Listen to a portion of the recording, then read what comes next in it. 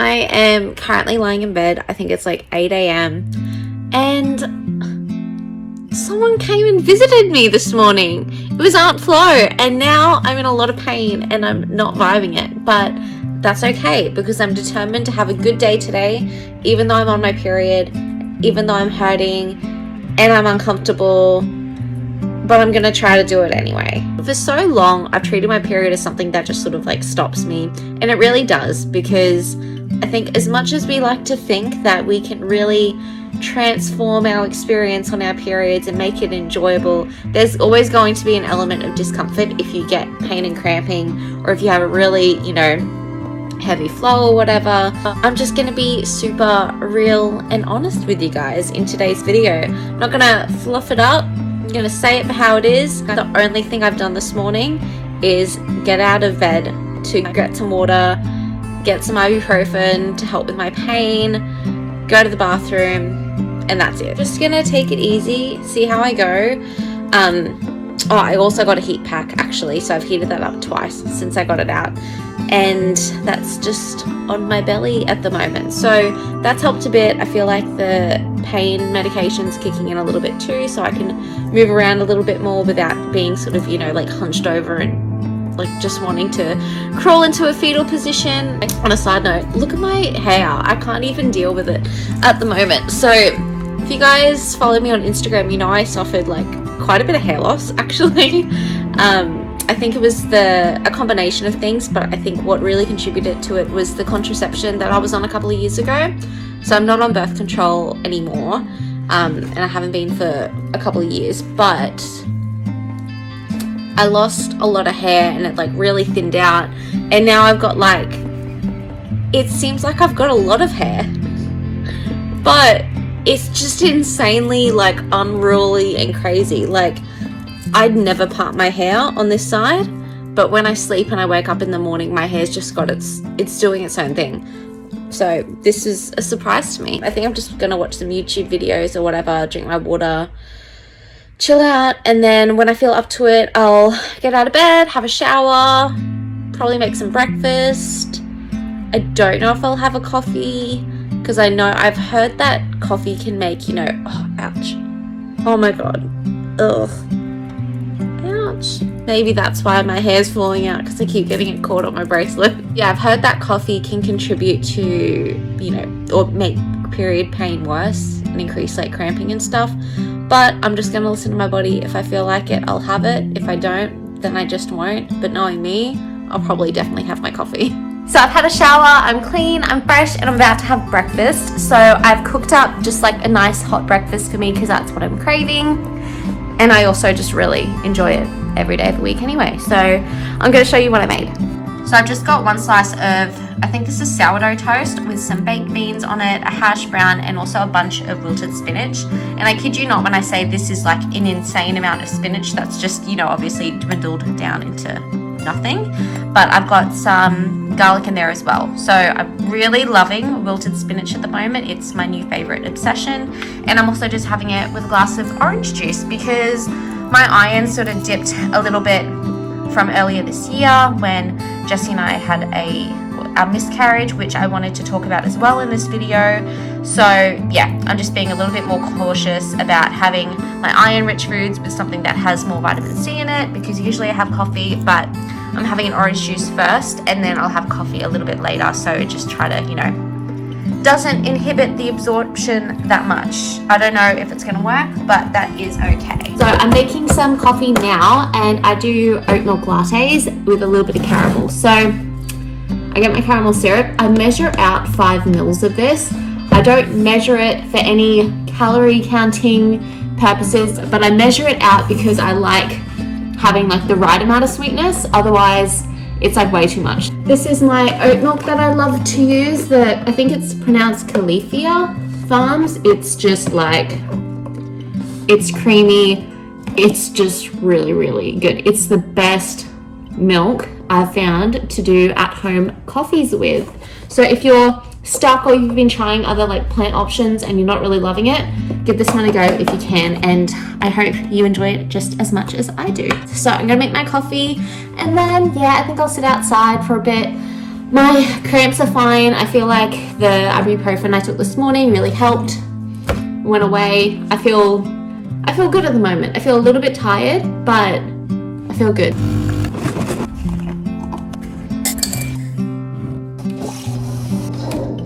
I always I don't know, I feel like I can't foam it properly or froth it properly or whatever the correct term is. I just really struggle. And if you guys have me on Instagram, you'll see my really terrible attempts of latte art. I just don't think I'm ever gonna get it. Look how much foam is on my latte, and just look at the top of it. It's so pathetic. I can't even. What is that? What is that? If anyone has any home barista coffee skills, please let me know what I should be doing, because I'm lost. It is such a beautiful day today, guys. It is beautiful. Clear blue skies.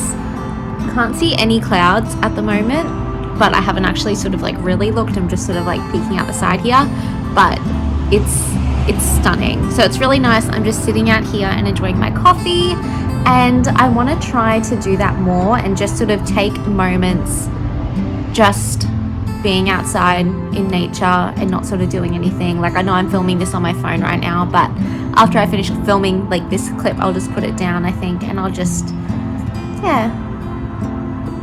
experience being outside and being grateful for being able to be in a safe country where I can do that. I feel happy and connected, and just the simple things.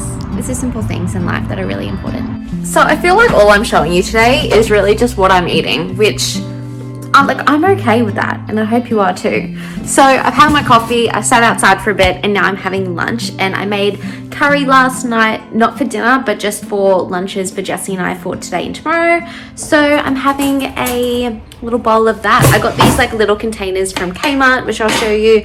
I know it's plastic, which isn't obviously ideal, but they're very handy and reusable. I've been using them for months now without fail, and it's been great. I love curry. I really love curry. This is just the easiest ever sweet potato and chickpea yellow curry, and I just had it with some white rice on the side. So yeah, I'm just gonna tuck into this, and I'm very hungry, and I'm very excited, and I think I'm gonna go watch an episode of the Vampire Diaries, because why not? So in this video, I also wanted to sit down and just talk to you guys briefly about the miscarriage and molar pregnancy that Jessie and I experienced early this year, and how my cycles and my periods have changed since going through that. So I've mentioned it briefly on my Instagram, and I've spoken about the experience and what happened and what it is, but I'll talk about it briefly now. But I do want to make another video on it, because when we were going through it, what I really wanted, because it was really difficult, I wanted to hear stories about other women that have gone through it, and hopefully positive ones, because what happened is very rare. It affects, what I've been told, 1 in 1,000 to 1 in 1,500 pregnancies, and unfortunately I became one of those statistics. So essentially what happened was, it was a rare abnormal fertilization event, which isn't a nice way to think about it. There was no fetus, no baby that was growing inside my belly, even though I thought there was.